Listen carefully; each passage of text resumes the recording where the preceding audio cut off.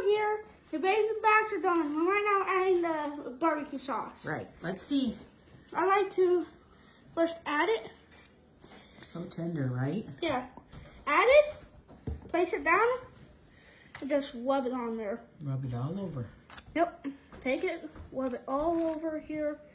All over. Let me rub it all over. And now we're cooking these. You need to cook it for an additional 10 minutes at 450. Yep. To get it all caramelized and yummy on the top. Right? Yep. Then it gets all good and juicy. Now, I'm just going to do both on camera.